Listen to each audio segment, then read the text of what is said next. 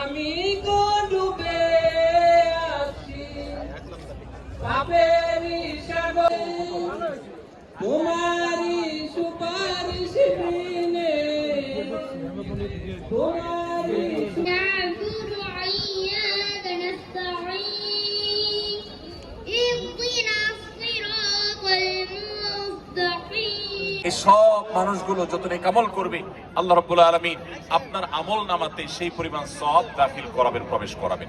এজন্য ভাইরা আমার, ইসলামের দাওয়াতের এই কাজ আমাদের প্রত্যেকের মিশন হতে হবে, ভিশন হতে হবে। আল্লাহ আমাদের সবাইকে সে তৌফিক দান করুন।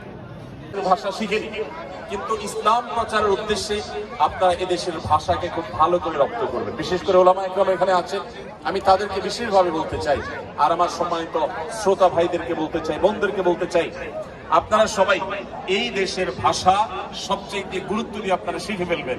উদ্দেশ্য হবে কি, আমি ভাষা শিখলে আমার চাকরিটা একটু ভালোভাবে হয়তো আমি করতে পারবো, আমার হয়তো অবস্থানটা মজবুত হবে, আমি হয়তো ব্যবসাটা আরো সুন্দরভাবে করতে পারবো। উদ্দেশ্য বাংলাদেশের আনঅফিশিয়াল দূত, অফিশিয়াল রাষ্ট্রদূত একজন থাকলেও আপনারা প্রত্যেকে বাংলাদেশকে এখানে রিপ্রেজেন্ট করছেন। অতএব আপনারা সবাই বাংলাদেশের দূত।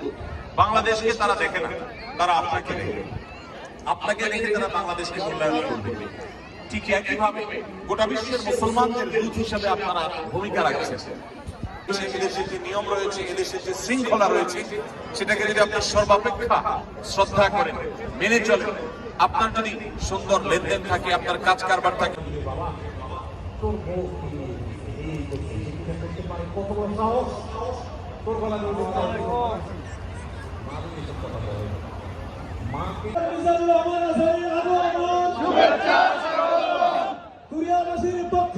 কাছে দোয়া করছি আল্লাহ তাআলা যেন হযরত দ্বয়ের হায়াতে বারাকা দান করেন। প্রতিবেশী ওই ইহুদির এক ছেলে বিশ্বনবীর কিছু কাজ করে দিতে, অনেকদিন হলো ছেলেটা আসে না। ছোট্ট ইহুদি ছেলে, মোবাইল বন্ধ, ছোট্ট ইহুদি ছেলে। গেলেন নাকি কোন ধর্মের শিশু? তার মানে আপনার প্রতিবেশী যদি হিন্দু হয়, বৌদ্ধ হয়, খ্রিস্টান হয়, আপনি তার বিপদে আপদে হয় না। আল্লাহ কলেজের মধ্যে আল্লাহর ভয় নাই? আল্লাহ তাআলা দয়া করে ওটের মালিক তোমাকে বানিয়েছে, ওট কানে কানে এসে আমাকে বলেছে তুমি তাকে কয়দিন ধরে খাবার দাও নাই, আর তাকে দিয়ে কাজ করিয়েছ অনবরত। খবরদার, কিয়ামতের দিন আল্লাহ তাআলা জালিমের কাতারে তোমাকে দাঁড় করাবে। প্রাণীর জন্য বিষ্ণু ইসলাম কত দয়াদ্র ছিলেন। জবাই করার সময় বিষ্ণু বলতেন ইহসানের সাথে জবাই করো, ছুরি ধারালো করে রাখো। কোরবানির সময় আমরা প্রাণীটাকে কি করি? আদর করি না মেরে ফেলি? বলেন তো, জবাই করা মানে কি? মেরে ফেলতেছি। বিষ্ণু করে রাখো যাতে করে খুব সহজে তার রুহটা বের হয়ে যায়। দেখেন, আমরা নিজেদের সাথে একটু মিলাই। বাংলাদেশে দেখেন তো, কুকুর একটা দেখলে আমরা কি করি? হ্যাঁ, হয় লাথি না একটা ঢিল। বিড়াল দেখলে কি করি? হয় দাবরানি দেই, নয় দৌড়ানি দেই। এরকম আছে না নাই?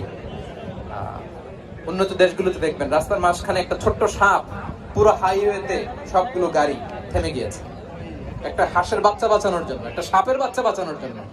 আর আমরা পাখির মতো মানুষকে গুলি করে মারি। মানুষকে দয়াদ্র হতে বলেছে।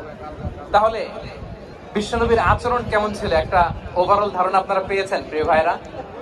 হ্যাঁ, শিশুদের সাথে কোমল আচরণ করবেন তো আপনারা? আদর করবেন, চুমু দিবেন, কোলে নিবেন। হ্যাঁ, ভুল করলে শুধরে দিবেন, পারবেন? বড়দেরকে আগে সালাম দিবেন তো?